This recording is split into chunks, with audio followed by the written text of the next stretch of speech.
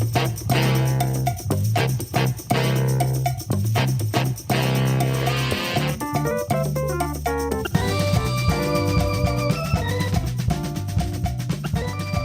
you ever really looked at how unprivate our lives are today? Our information is out there on the World Wide Web in public records that anyone can get access to. But that's just the life we live in today, and we all just accept it. We try to do all we can to try to protect our information, but there's not a whole lot that we can do. And we talk about those things and how people can get into some information, whether officially or unofficially, to do some pretty evil things. They know your whole history, because if they know how to do it, it's just like when I was working for the Supreme Court, we had a system up there that they were implementing. But anyway, they were trying to make it more electronically feasible to be able to go in and log in onto this site, and you can find out everything about anybody you wanted to know, whether they married, whether they filed bankruptcy, I mean, kids they got, have they had a divorce, or criminal record, the whole 9 yards. And I knew we had it there because they also use the same database to select people for jury duty. Right.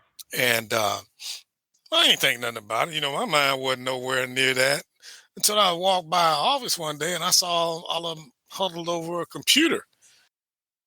All the ladies on the floor that we was on. Hey, what are y'all doing? They said, oh, one of the ladies' daughter had met some guy that weekend, and she was running his name through the ringer there, man, finding out everything. Oh, he's this, he's got that. Oh, he's got 2 kids. Like, damn. I said, I didn't even know this system would do that. Yeah. Everybody up there that had whatever for themselves or for their daughter, they get that name and come in there and check you out. Boy, they already know everything. They know when you lying because they done already peeped it out. Yeah. It ain't much on your personal life that ain't out there on some system somewhere these days. And there's a whole lot of it out there in the public domain. Just go out there and Google your name and all kinds of stuff comes up. We found Mickey Gwynn. That kind of stuff. And you go in there and they got your name and your addresses and your family members and that little deal. That little deal up there showing the street you live on. Yeah, all that kind of stuff. Yeah, man, you can't hide. It ain't a whole lot that's not public these days. That's right. You cannot hide, and it's all classified as public information. That's right. It ain't a whole lot you can keep secret, unless you just do that. You got people that are close confidants enough to do it. But other than that, if you make any kind of transaction, you live life, basically, it's out there. That's right. I remember years ago hearing people talking about when this computer stuff started kicking off about how Americans are giving up their civil liberties and their right to privacy. I didn't think much about it, but boy, they sure were prophetic, because we have definitely done that big time. Oh, yeah. And we're in a point where it ain't no going back now. Ain't no going back. It's just a point now that you just hope people who are out there trying to exploit things for all the bad reasons don't happen to pick your name out of the bucket to do that with. There you go. There ain't no going back. You can try all the, life locks and virus programs and all that stuff you want. If they want to get in and get your information, they can get in and get your information. Big time. We just, like I said, we just got to that point now to where, it's ain't nothing really you can do about it. Nothing you can do about it. I was looking at TV late one night, and they have this, I forget what they called it, but I knew I think you and I may have talked about it, but they had Newt Gingrich on there trying to sell. They're trying to make it look like people are going in to steal your house. Mm-hmm. How they can go in and take over and get the deeds to your house and sign it over, and banking institutions sign off on it. And then next thing you know, you go in and your house belongs to somebody else. Yeah.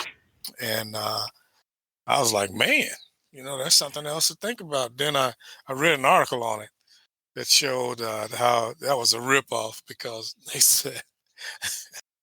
said, well, you haven't signed anything. So if they go in and do that, if somebody is desperate enough to want to go in there and try to steal your house that way, he said, you ain't going to lose no money nor your house because you ain't signed nothing. He said, who's going to lose it is for those people who refinanced it. Right. The banks. So you ain't got to do nothing. He said, no, that's not me. This is my thing. I ain't going in and do nothing. I was like, oh, so they trying to rip you off, really. Have you, it's like the LifeLock thing. You're going to have to pay a certain amount of dollars a month for them to keep screening. They said, you can go in and do that yourself. All you got to do is go to your county assessors and see ain't nobody changed your deed over or your whole thing. He said, that's all they're going to do, and they randomly do that. Yeah. They go do public records. Yeah. That's and it. And just the guy who started LifeLock, that when they first started advertising, he came out with, and I'm so sure of LifeLock, this is my social security number. Well, they took that and they did identity fraud on him. Yeah, he sure did. It came out, I don't know, maybe a year after they started running those ads. Mm-hmm. Somebody took his social, he gave it to him on the ad and stole his identity. So yeah, there's people who can do that kind of stuff. But yeah, you go out to the public records and you can find just about anything. You can find anything you need, man. And so yeah, I do well, it's a double-edged sword. I do a check at least once a quarter, if not twice. And especially if somebody's house goes up for sale around here, I go to the county assessors and take a peek, see what's happening. Oh, I do too. And, I do all that. I do that all the time. I go out and look at different things. Oh man, I said, I'm going to stop looking up people because last two that I looked up they both died. She died in 2017. Damn. And man, like, I wonder what I said. I don't know. I mean, then of course your interest is piqued. So I go out to Facebook and she has a Facebook page and her sister has a Facebook page and everything. But there's nothing on there that says, anything that what happened or whatever. But yeah, she died. Wow.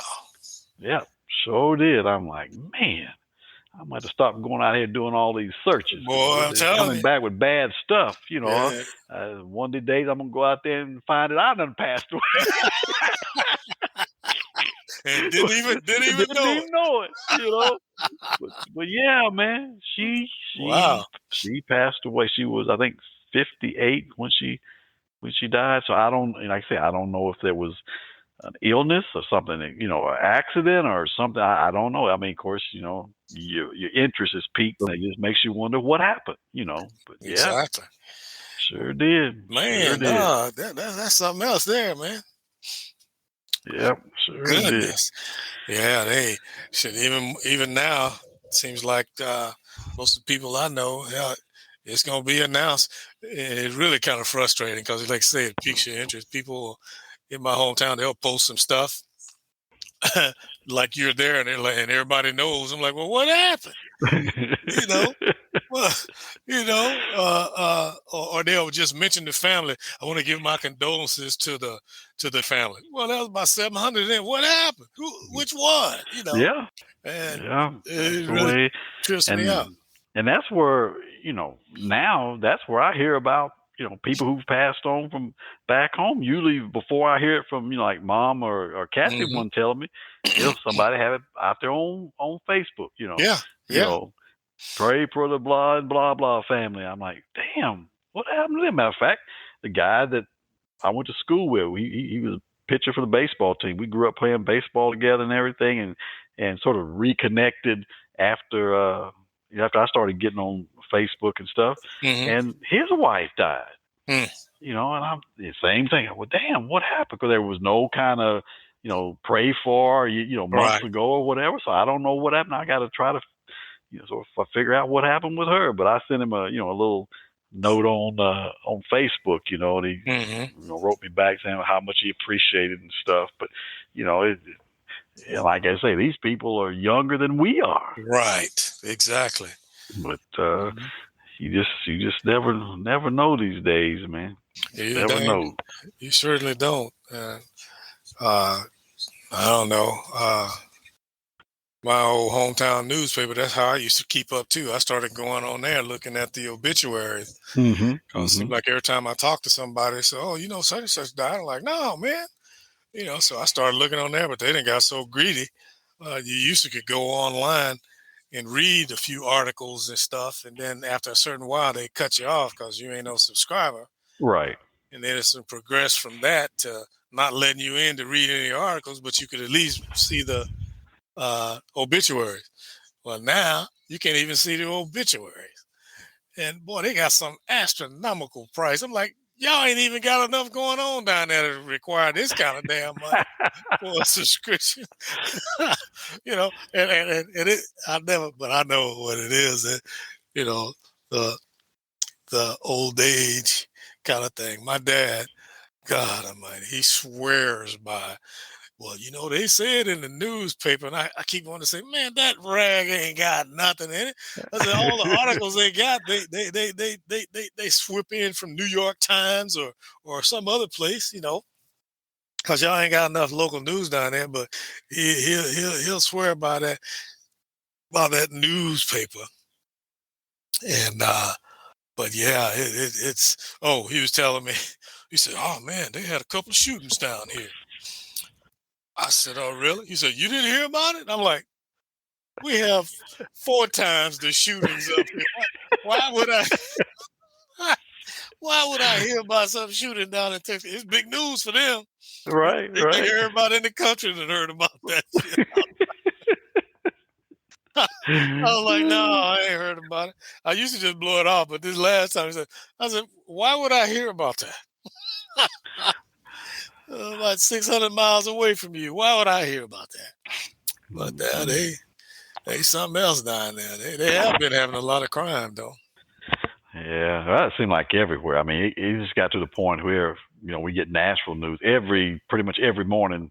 Somebody's been shot. Yeah, just a matter of where and what. I mean, they had this story yesterday that looks like this guy went in and killed his mom and dad. Dang. And he's on the loose. They're trying to run him down because everybody.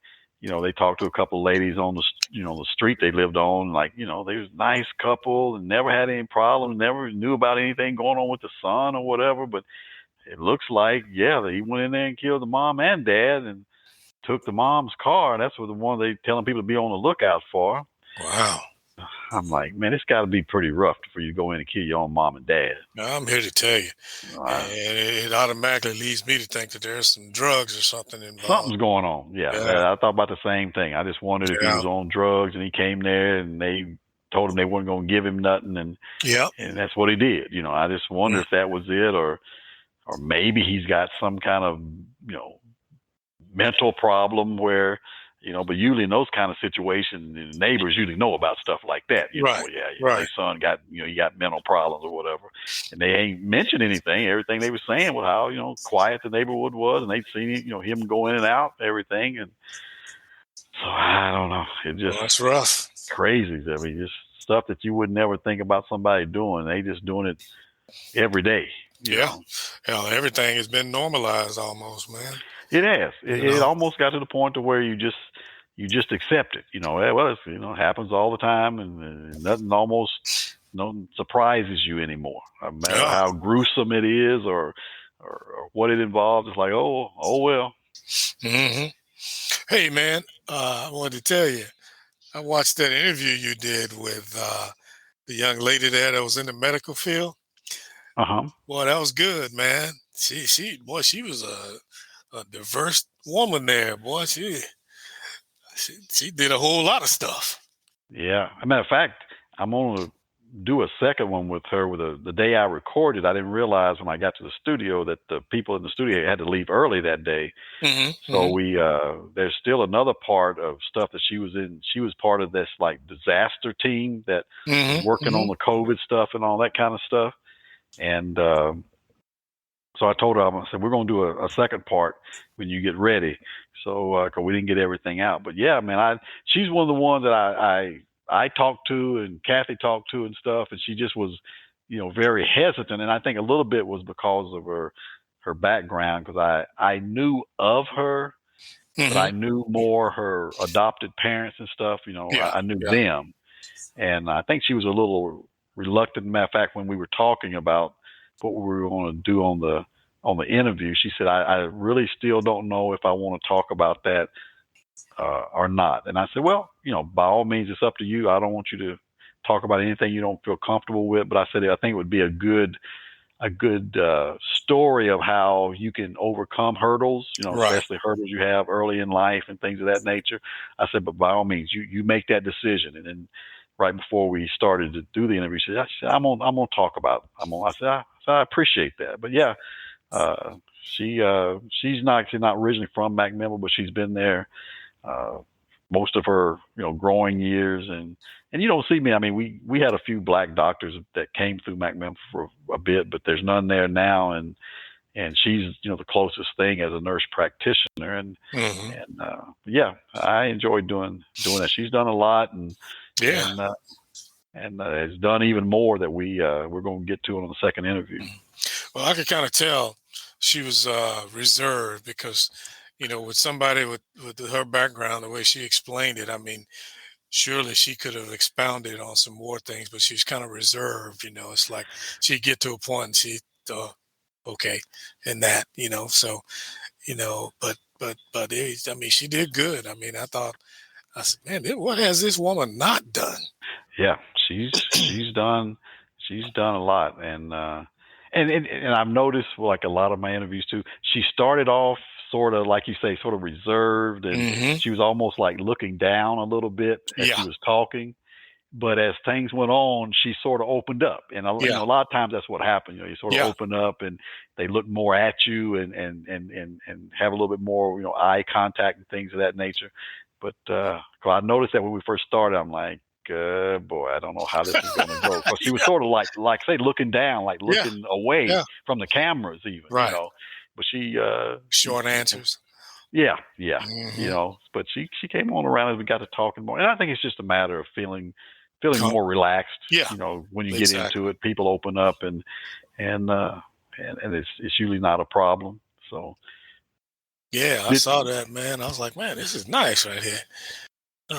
Yeah, there's a couple more we put out there. We did this one little documentary I loaded up on there yesterday about this guy, a person that, we talk about Black history and things of that nature. And as I say, I thought I knew Black history, especially my hometown. And I didn't even know about this guy that was probably one of the wealthiest men in my hometown. And he built an opera house, the first opera house they had in town and stuff. And we did a mini documentary on him where we had some people doing narratives about his life.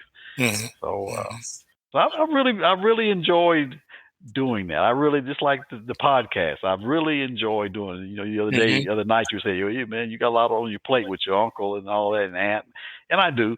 But I enjoy doing those things. I really enjoy doing them. So that takes away some of the issues and having to deal with them and seeing their medical situation.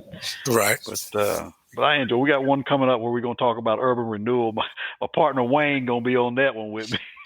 Oh, is that right? Oh, yeah, okay. He's on that one with me. I talked him into coming on and doing it, and he said, "Mickey, I'm going to give you 30 minutes, and that's all you're going to get." Man, we got on there and got to talking. Wayne was, after we was done, I said, "I thought you said 30 minutes only," but we just got to talking about, growing up and that kind of thing. And and he just, he just kept going and kept going. And after we were done, we sat there and talked for a while longer, just, like I said, about the good old days. So I'm kind of like we do. Yeah. You just get to going, and before you know it, you're into time, and that's the way we did with that one. I was thinking he was going to be more of a short answer, and I remember that, and that was it, kind of thing. But man, we got to going and got to talking about the old little cafe back home. That boy, I tell you, that's what I say in the interview, that he lived on the same street as the cafe. He used to go down there and get them burgers, man. Before he got back, he didn't live no more than probably 300 yards from a cafe. Before he got home, that damn paper sack was just as greasy.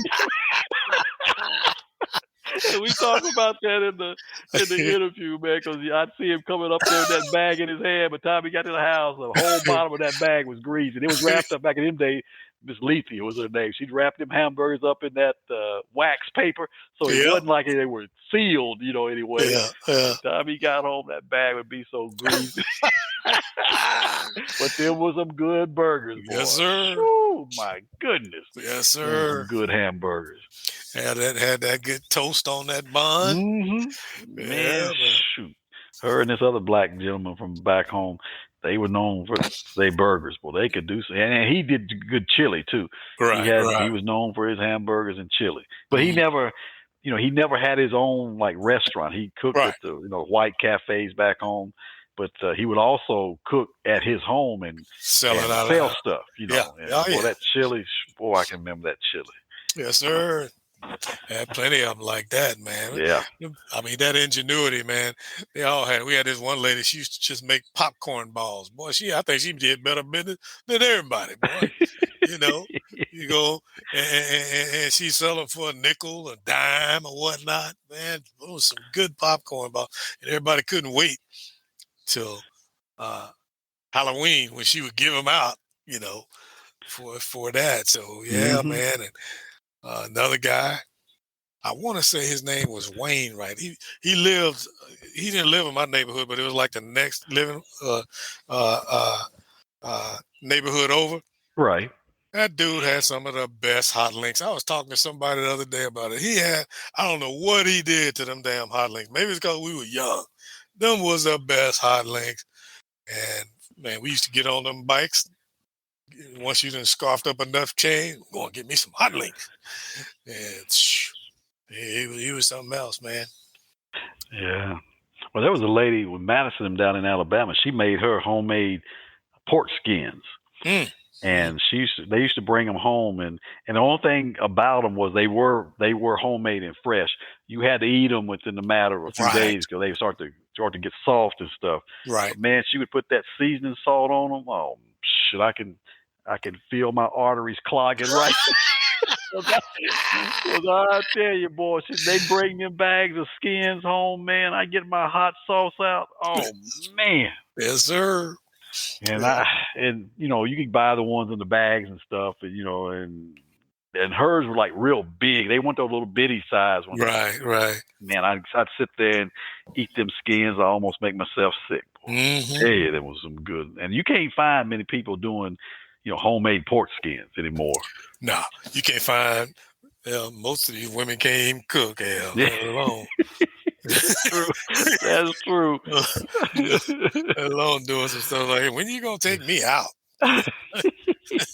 Shit. Where your grandmama at? I know she got some food.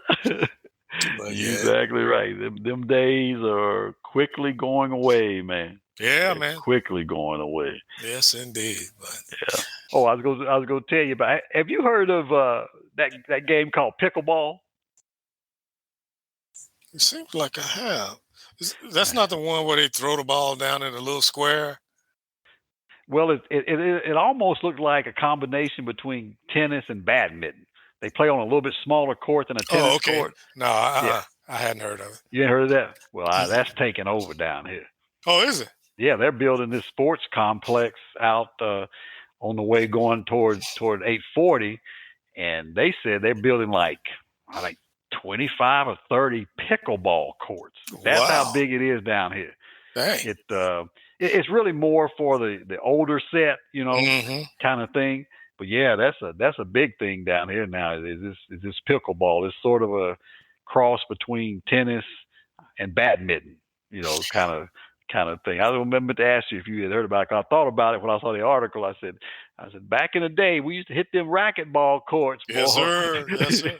Hey, they on a constant search to find something that you Negroes can't do and take over.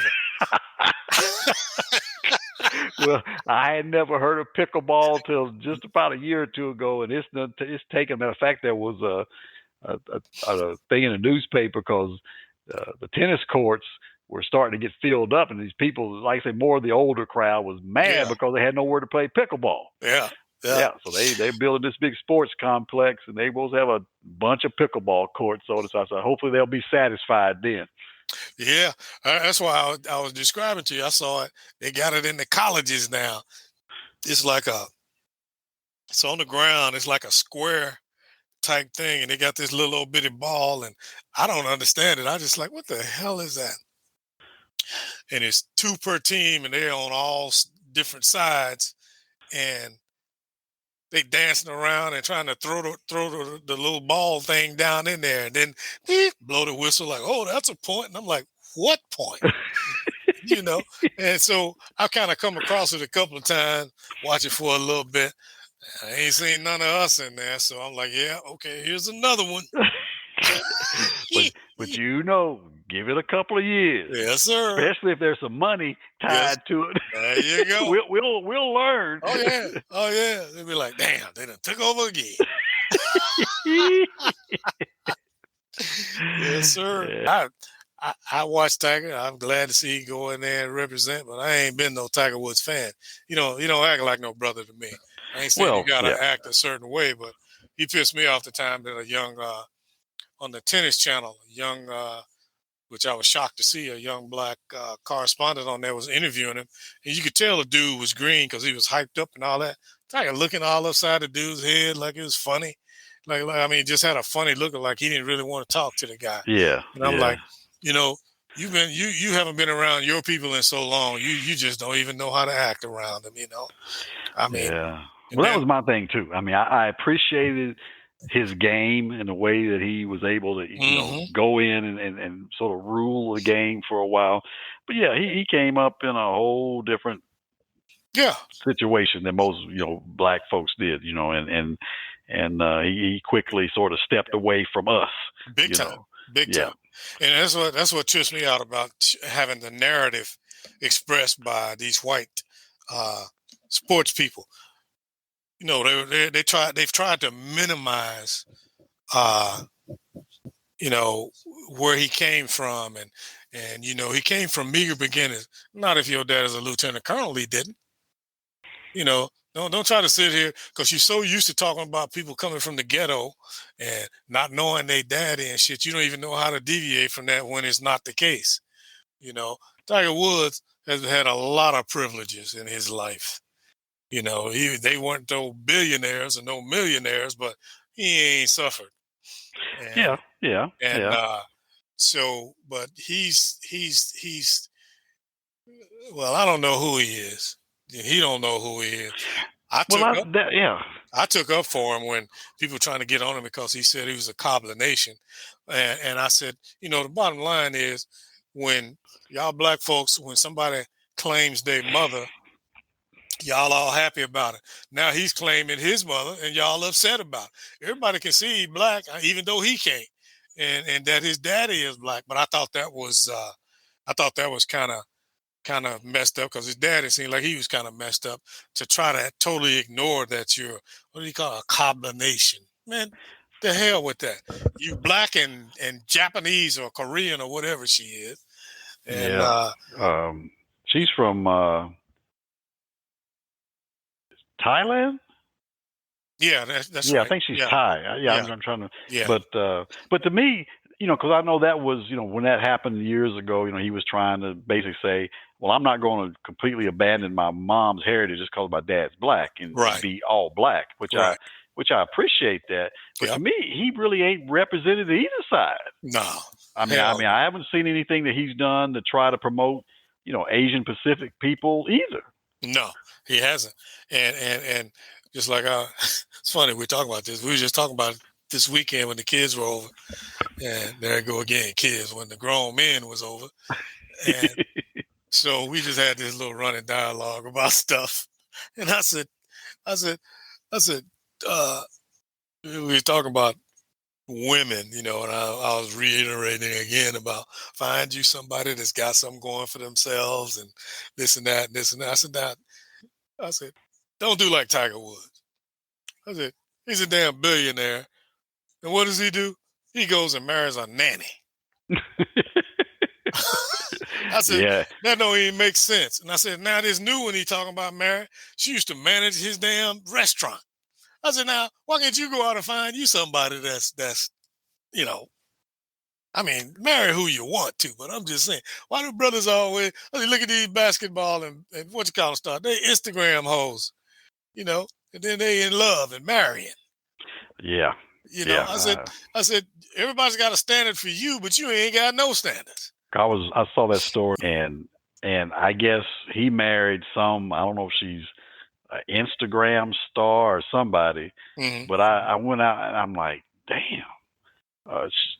Yeah, she was in some. I don't know if she was a stripper or whatever. I mean, but I'm thinking. I mean, like you say, marry who you want to marry. You can, you can do whatever you want to do. But I'm go out and I look and I'm like, damn, your status and your situation. You think because she had one of those names like that other girl, the Black China. She had some kind of name like that, and it was some kind. I'm like, oh, hey, to each his own. I'm not here to judge, but. Yeah, I don't know. It just makes you wonder sometimes what they be thinking. Right. Yeah, but I think a lot of times it's because they thinking with that other head is the problem. You better know it. And just like what's her name? Nicki Minaj said, "Be careful of a big booty and a smile." Yeah.